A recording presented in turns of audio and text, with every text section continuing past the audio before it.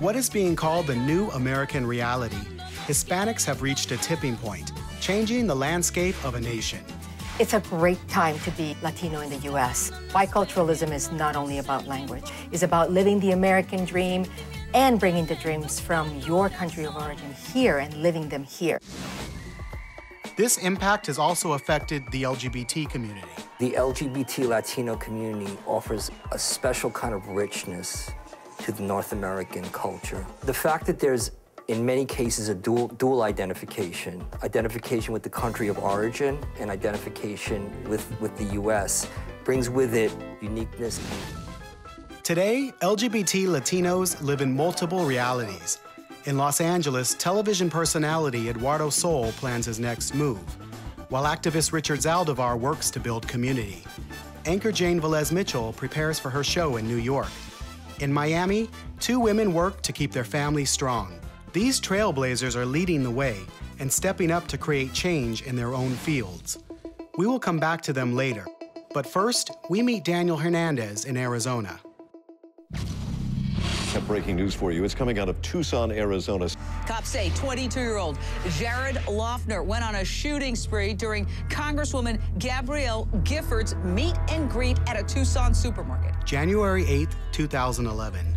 Just 5 days into his internship with Congresswoman Gabrielle Giffords, Daniel was asked to help out at a campaign event. It was just like any other Saturday morning. 10 minutes into the event, we start hearing shooting. 14 people wounded. The newspaper is reporting that among those shooting victims is Congresswoman Gabrielle Gifford.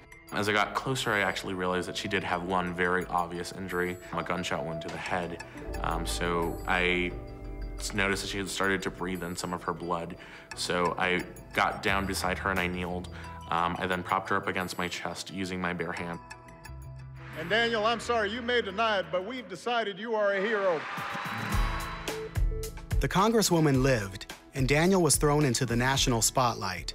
He was featured on a full page in Out magazine. It became a platform for him to get involved in activism. Hi, I'm Daniel. What's your name? Hi, I'm Amy. Daniel is only 22. He's a senior in political science at the University of Arizona and serves on a local school board.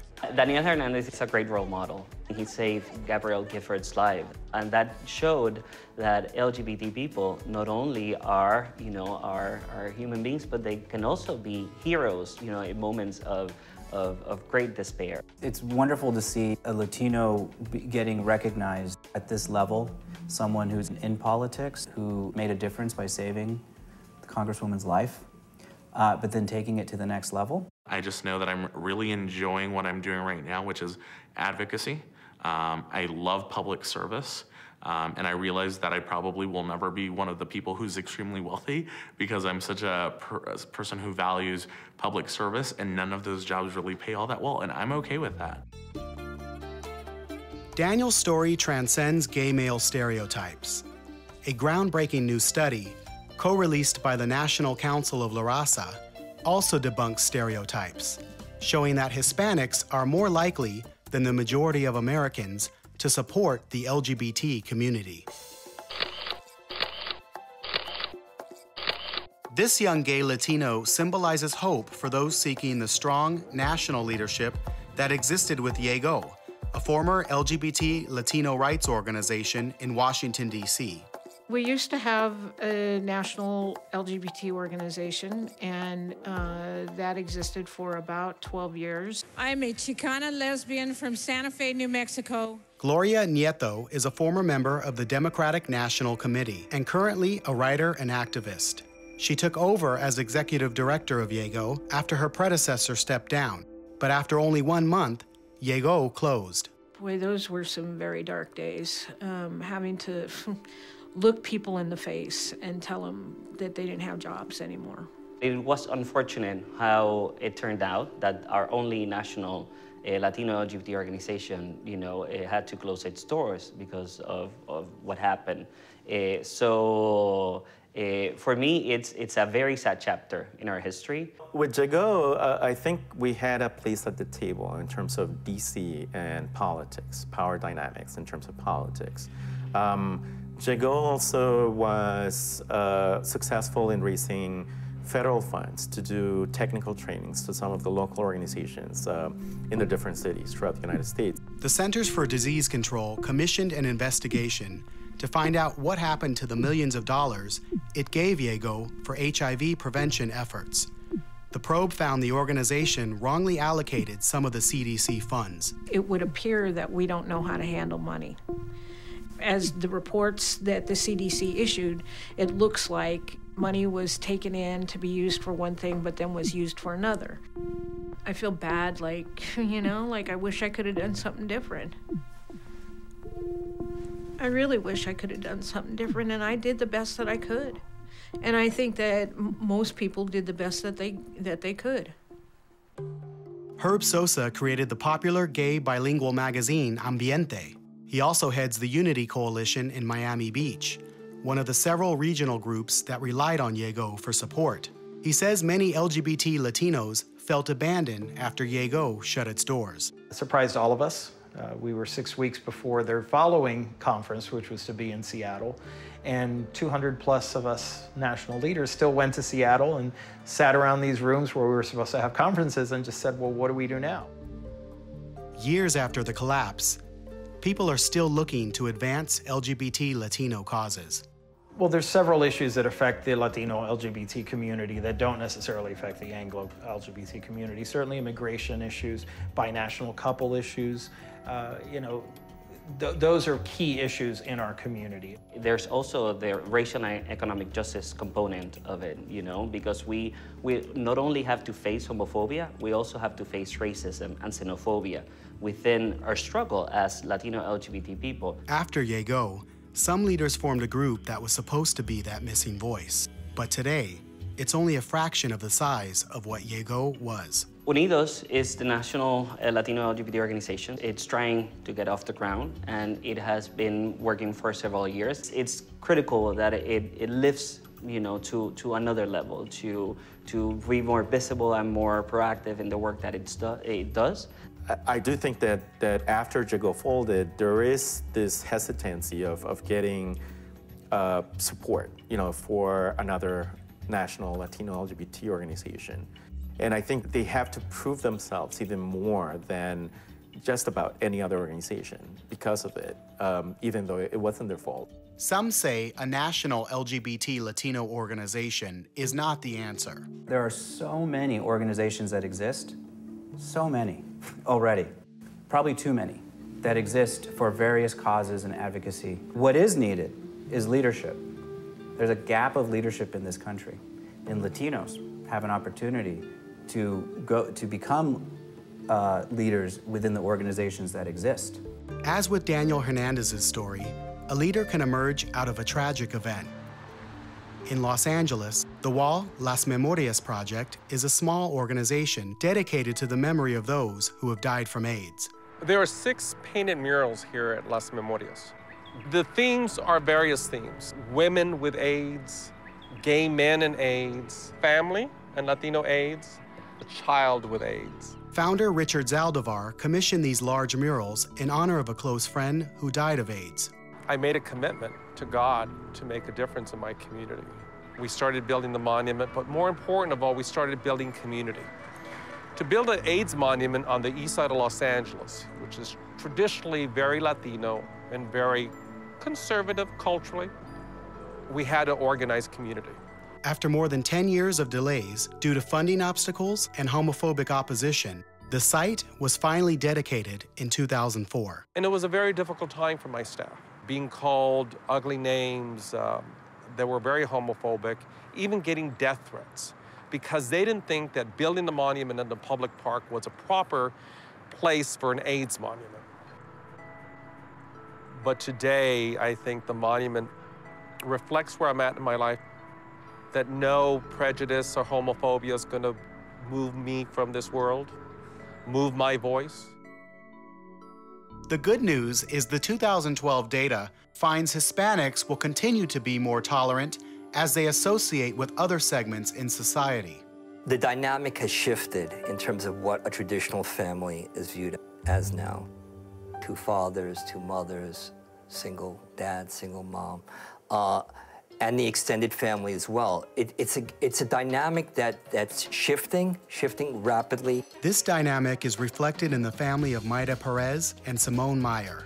The fact that we've been together for over 20 years is, something that's constantly a surprise to people, and they're very, encouraging. You want them fried? You want them scrambled? I think that maybe is kind of a sad thing, that people don't expect couples to be together as long as we've been together. Maida and Simone founded a successful global business and live in Miami with their 3 children. We knew we wanted to be in a family that had that kind of love, that had children, that was very close-knit. Maida gave birth to twins 10 years ago. 2 years after that, Simone gave birth to their son. The couple decided to adopt each other's children in 2008, but state law prohibited it. When we started talking about this with our friends, our straight friends. Our straight friends, yeah. They were appalled. They're like, Yeah. what? Yeah. You guys are a family. Yeah. Why can't you adopt each other's children? That makes no sense. The two went to court, and a judge granted them the right to adopt, following a similar landmark ruling involving another gay couple in the state. Research shows that Latinos who know at least 3 or 4 LGBT people are 81% more likely to support gay adoption. I think the stereotypical thinking is that Latinos are very homophobic. Right. And it's been exact opposite for us here. The majority of our friends are all Latino. Everybody's been very, very accepting. Part of the acceptance is the exposure and visibility of high-profile out Latino celebrities, like Perez Hilton, Christian Chavez, Wilson Cruz, Harmony Santana, and of course, Ricky Martin, who came out of the closet in 2010. It was a move that shocked fans all over the world. He's since been the biggest source of pride for all LGBT Latinos. When Ricky Martin came out, it moved the tectonic plates of the Latino community. I was very surprised when he came out, and in the way he did. He didn't use publicists. He didn't make it part of a tour or a promotional, thing for a record, because he wasn't putting a record out at that point in time. He also went to a website, his website, and sort of wrote this statement saying, "I'm proud to be homosexual." Ruth Gaviria is Senior Vice President for Corporate Marketing at Univision in New York. The network aired an unprecedented special after Martin's coming out, something unheard of before in mainstream Spanish-language media. My mother is 80 years old, and she saw that interview. And my mother grew up in Colombia, bien católica, and she gave me a call at home, and she was in tears, and she goes, "Did you see Maria Elena Salinas and the interview with Ricky Martin?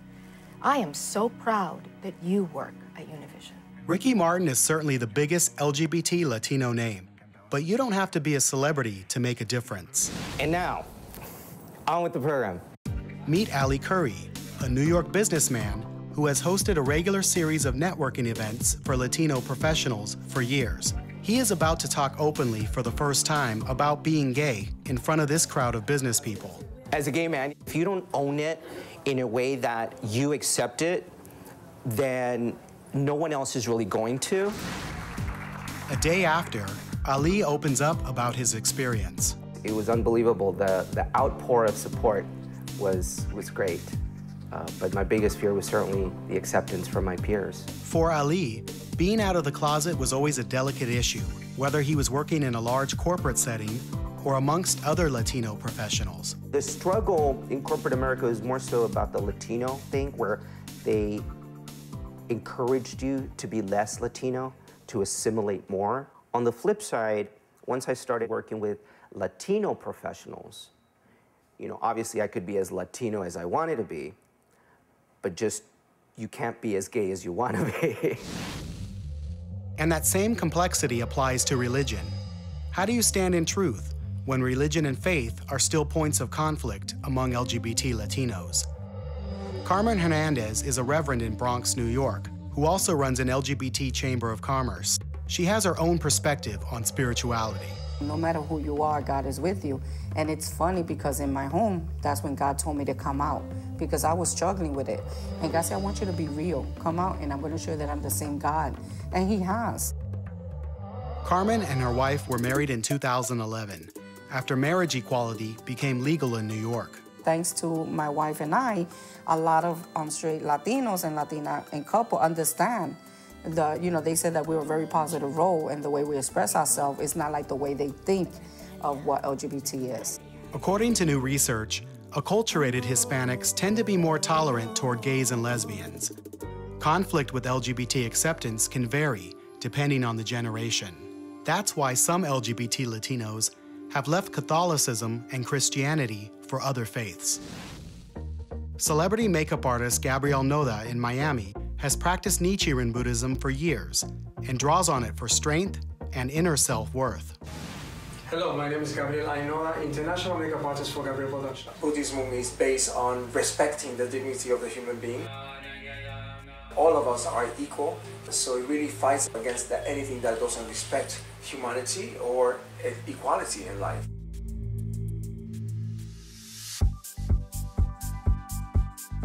Back in Los Angeles, we found out it takes courage to come out of your comfort zone and live your truth, as celebrity Eduardo Sol did, when he decided to come out of the closet several years ago while working as a Spanish-language soap opera star in Latin America. So I had created this character that was, for all practical purposes, not gay. And it got to a point where it was difficult and stressful. I found myself being unhappy a lot of times. And on one of my trips back to the United States, I found out about the Matthew Shepard incidents. And I think that's what convinced me to take the step and come out of the closet professionally. That decision transformed Eduardo's life.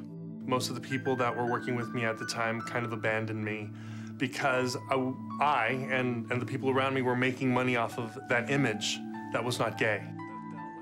Eduardo is now known for his role on the hit ABC show Extreme Makeover Home Edition. And I'm happy to say that I think I succeeded. For 7 seasons, the show was a platform for him to smash stereotypes about being gay and Latino, and to publicly embrace his bicultural identity. A lot of times people will look at me and they'll be like, you don't look Mexican, you don't seem like you're gay. But I am. I'm Mexican and I'm gay and I'm tall and I have green eyes. Another LGBT celebrity who is true to her beliefs is CNN headline news anchor Jane Velez-Mitchell. She's a proud bicultural Latina and lesbian. She's also an outspoken vegan and animal rights activist. People like it when you are who you are, and we're on television. So authenticity counts. And being able to be who I am, I think, has only helped my career. For a long time, I was living in what somebody described once as a vertical casket. I really wasn't able to acknowledge to myself my sexual orientation and be honest with myself until I got sober. I got sober 17 years ago, and it was after that that I had nowhere to run and nowhere to hide, and that I had to confront myself. I'm Jane Velez-Mitchell coming to you from New York City. Jane anchors a national primetime news show, and she has been very transparent about her past struggles, like alcoholism. She says being open hasn't hurt her career. It's boosted it. What's the shame? There is no downside. Take it from me. It was a positive. Recent surveys showed less than 50% of LGBT community is out at work, and I think that is something we have to change. This celebrity anchor has embraced all of her identities. Her father is Irish, and her mother, Puerto Rican. The Latina I admire most is my mom. My mother came here from Puerto Rico at the age of 12, alone on a boat. She pulled herself up by her bootstraps. She supported herself and excelled, and she provided me with a tremendous example. Every single day, my mother is currently 96 years old. She works, she reads. She is constantly striving to improve herself, to educate herself further, and to grow and change. So she is my biggest hero. We follow Jane to Southern California to the 33rd annual dinner gala for the Lesbian and Gay Lawyers Association of Los Angeles, an event that honored Matthew Shepard, who was murdered in a hate crime in 1998. We are the face of the gay community, and if you want to have a better image, then put your face on it and get out there and march. For Latino members of LGLA, the gala is about encouraging others to seek success. RJ Mulligan is the outgoing co-director of the organization. My mother's from Nicaragua. I bring with me a sense of pride from a heritage of poverty. We don't have to stay stuck in roles that are defined by generations past, that we can break those molds and become who we are. The biggest mistake and stereotype to me about Latinos is that because we might have an accent, we might not articulate a thought perfectly in English, that we are not smart enough, that we have not had a journey that mattered. Today, there are 50 million Hispanics in the United States, and this group will represent 54% of the total population growth over the next 5 years. That's about 1 in every 4 babies born in this country. A March 2012 cover of Time magazine raised eyebrows when it proclaimed Latinos would elect the next president of the United States. For many Latinos, it signals more political clout than ever before. What was particularly interesting is that that Time cover said, "Yo decido." The words on this cover in America were in Spanish. There is no longer an America without Spanish language. It is part of our culture. To us, to see this in Spanish, in the language of our heart, was a tremendous validation as to how important we are in this country.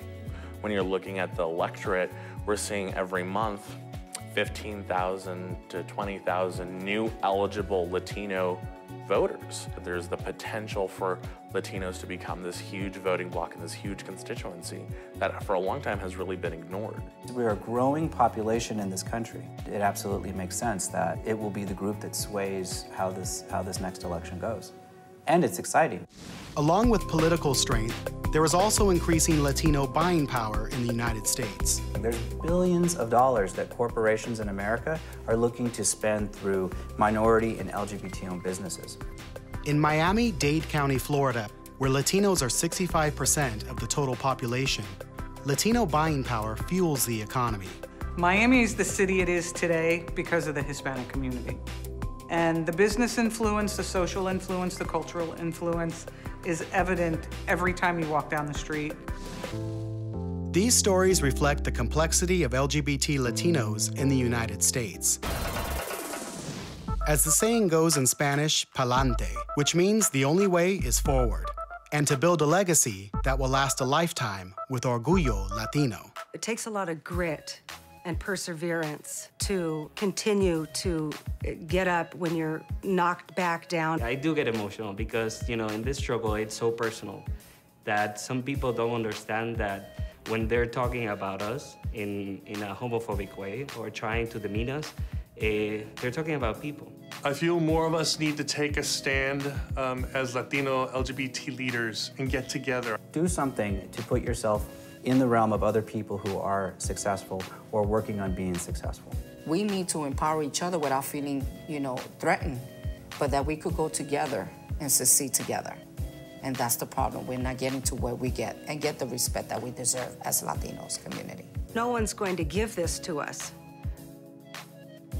We've got to take it. In fact, we've got to demand it.